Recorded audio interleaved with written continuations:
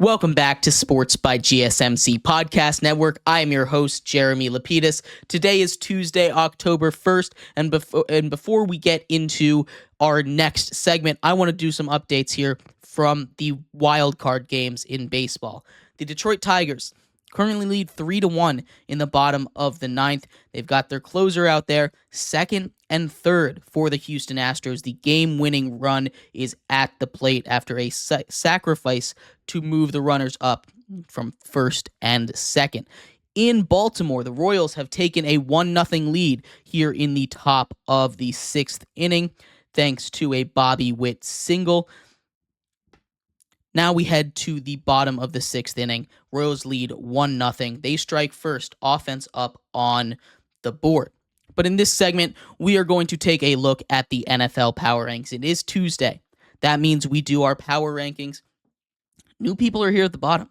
And in just a second, we're going to rank number 32 to 17. But before we get into that, remember, if you would like to be an even bigger part of the show than you already are, all you need to do is go to gsmcpodcast.net. Or if you are on YouTube, you can use that super chat feature. If you do either of those two things, a message should pop up on the bottom of the screen for you, me, and everybody else around the world to see. If you do have a burning question about sports, anything at all that you would like to ask, go ahead and throw that in the comments. Throw it in the chat. I will get to it as soon as I possibly can. I appreciate everybody so much for sticking around, talking some sports with me here on a beautiful Tuesday, October 1st. But like I was saying, Tuesday are for rankings, and we are going to start in the NFL. A brand new team down at the bottom, and it is the Miami Dolphins. I'm willing to admit when I was wrong. If you were listening in the preseason, I thought the Dolphins would start off 10-0. That's not happening. When you lose your franchise quarterback, it's not easy, especially when the offense has looked as lost as any offense I've ever seen in my entire life without Tua. And I did not expect that. I thought they'd be able to throw in Skyler like they'd been able to do in years prior and be fine. Throw in Tyler Huntley and be fine. But that offense looks awful. They get no push on the offensive line. They can't run the ball. They cannot get anything through the air. Dropped passes by some of their good receivers. Quarterbacks overthrowing and underthrowing balls. It doesn't really matter who's in. That Dolphins team is a hot dumpster fire of a mess right now, and they are all the way down to number 32. Biggest droppers of the week. I think they're the worst team in football right now. At number 31, it's the Jacksonville Jaguars, the only winless team in the entire league. The Jacksonville Jaguars at 0-4, but we're going to be a little bit positive here. I know they sit at 31. I know they're 0-4, but they should have, maybe not should have, but could have taken down a top 10 team in the Houston Texans. They played a close game. Trevor Lawrence played his best game of the season by far against Houston. Now, it wasn't enough to win, and that's just the silver lining. They're still the only winless team, and that's the most important thing here, which is why they sit down at 31.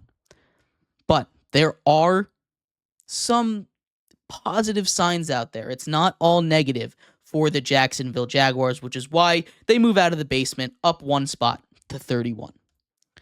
Up one spot as well are those Tennessee Titans. Get a win over the Miami Dolphins.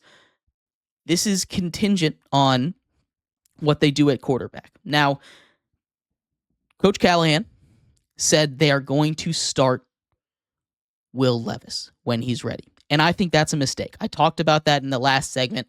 I think that is a mistake. We saw how much better, how much more efficiently, how much less turnovers happened in this Tennessee Titans offense when Mason Rudolph was at the helm. This does not happen. This offense doesn't run smoothly with Will Levis. And honestly, if I knew Mason Rudolph was going to be the starter, I think I'd probably bump this team up maybe to 26. I love that defense. This is a very good defense.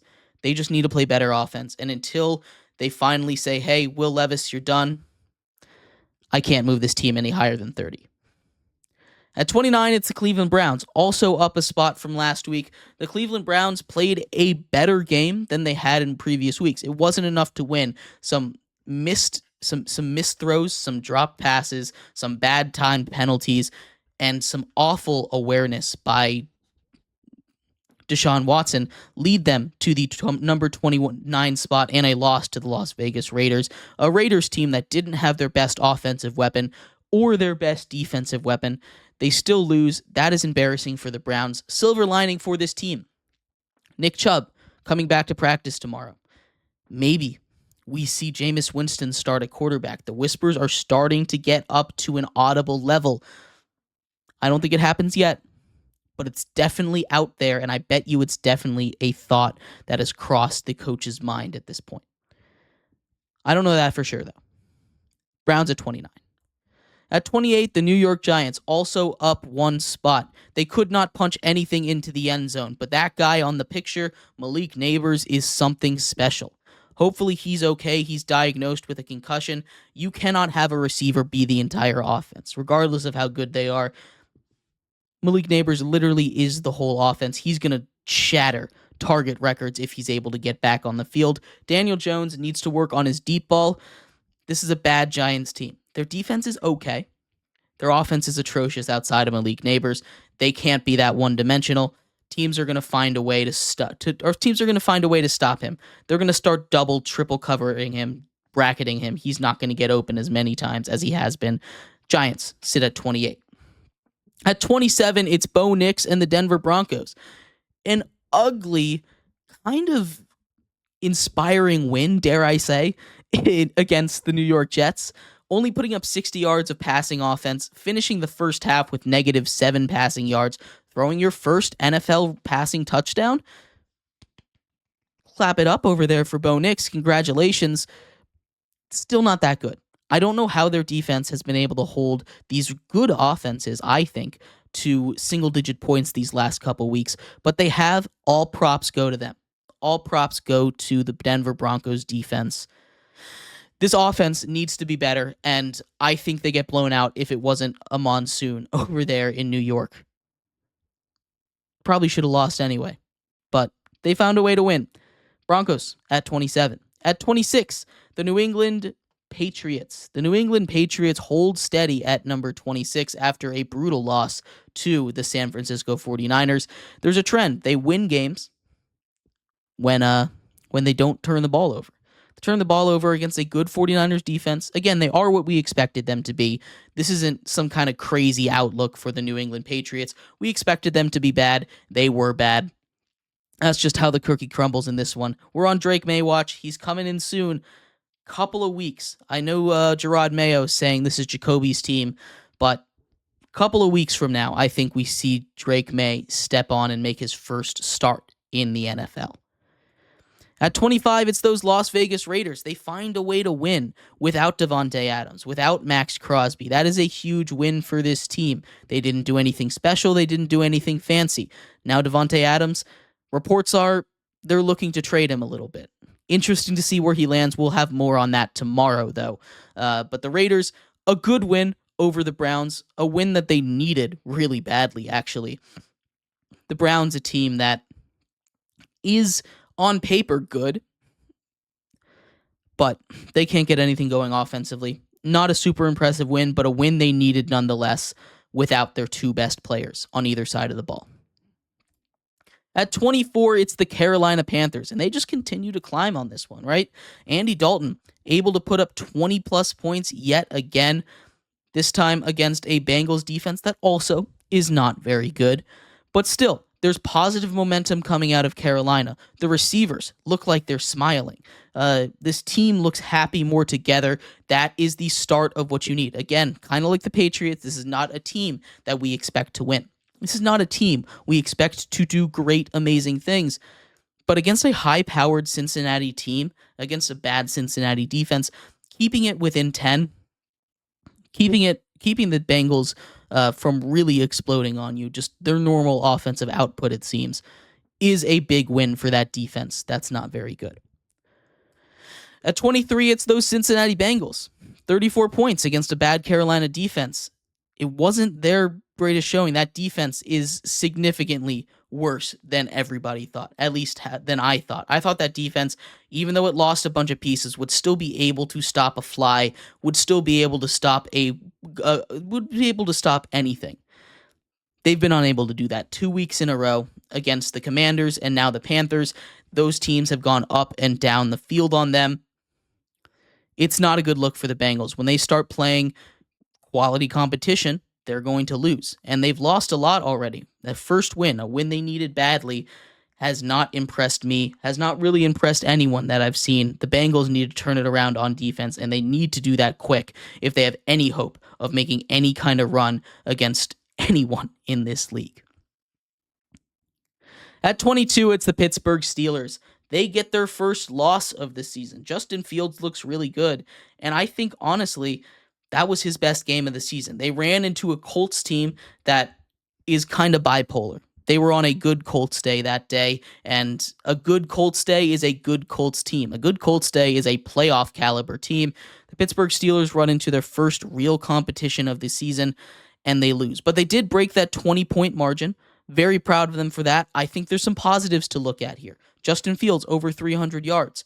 He made some negative plays, but this is the Steelers. They're going to find a way to win games against the teams that they're supposed to beat. I don't know why people are so shocked that the Colts beat the Steelers. I don't think it's that shocking. I think it's just one of those games. Obviously, Joe Flacco coming in, not turning the ball over, helps. That defense didn't quite play up to its standard, but still, they'll bounce back from this. This is a good Steelers team. They're at 22. At 21, it's the Los Angeles Chargers. Chargers lose a tight one to the Chiefs. Sounds like I say that about every opponent that plays the Chiefs. 17-10 in this one. They put up a fight, and that's really all you can ask against the Kansas City Chiefs with the team built like this. There were a couple of weird decisions made by Justin Herbert, a couple of open receivers. Maybe they win that game if he hits them. I don't think they win either way, but still, there's some things to work on. There's some things to improve on. This is kind of what we expected out of the Chargers, right? A team that is going to be a little feisty, but is not going to make too much noise. They've lost their last 2 games, and I think they're coming back down to earth after beating 2 bad teams in the first 2 weeks. At number 20, it's the Chicago Bears, and I keep seeing improvements out of Caleb Williams and this Bears team. That defense continues to play really good ball. A bend, don't break style is a very good way to play football, as well as being very opportunistic with turnovers. This is a good Bears defense, a really good Bears defense, and Caleb Williams gets better every single week. He made some of those throws that he was missing early on in the season this week. DJ Moore, a nice throw up the sideline that resulted in a touchdown. This team is going to be good next year. Maybe even late this year. It's not going to be enough to make the playoffs, I don't think, but they're improving every single week, and that's really what matters for the Chicago Bears. At number 19, it's the Indianapolis Colts. The big question is with Anthony Richardson. Even in his limited action, he was doing his thing again, making crazy throws, missing a couple of easy ones. He gets hurt, which is scary. He's a guy that, in his limited action, has been injured constantly. Joe Flacco comes in, and that's why you invest in a backup quarterback, right? Joe Flacco comes in, and some people are saying he looked better. Maybe he looked better, but this is Anthony Richardson's team. He is day-to-day. The Colts are up 2 spots to number 19 on this list, and they're going to continue to climb if they continue to play like this. Like I said in the Steelers, when I was talking about the Steelers, it was a good Colts day. This team is kind of bipolar. It's a good Colts day. They're going to win. They're going to put up. They're going to be able to be competitive with anyone. A bad Colts day, they're going to lose to just about anyone. So it's really a crapshoot with these Colts, But we'll see. At number 18, it's the Los Angeles Rams. The Los Angeles Rams are an interesting team to dissect here. The Los Angeles Rams are a team that I look at as really talented, but very injured. Obviously, that's been the storyline here. They've been unable to finish drives in the red zone. Kyren Williams has been a beast as far as finding the end zone. That's not something that is normal, how many times he's been able to score this season. Matthew Stafford doing everything he can with this team. It's just going to be tough with how injured they are. Rams are at 18. And at number 17, the Arizona Cardinals, a team that I was probably too high on. That defense is atrocious. Awful. Probably the top 5 bottom defense in the entire league the Arizona Cardinals own. But the offense has encouraging signs. Wasn't too good against the Commanders, only putting up 14 points. But still, this is a team that I think can make a lot of noise. It's a little high on them. We adjust, fall 4 spots to 17, but they're better than the bad teams. And I think that's very clear from the way that they play football. We're going to take a quick break here. When we come back, we'll unveil the top half of the NFL Power Rankings. So stick around for that here on Sports by GSMC Podcast Network.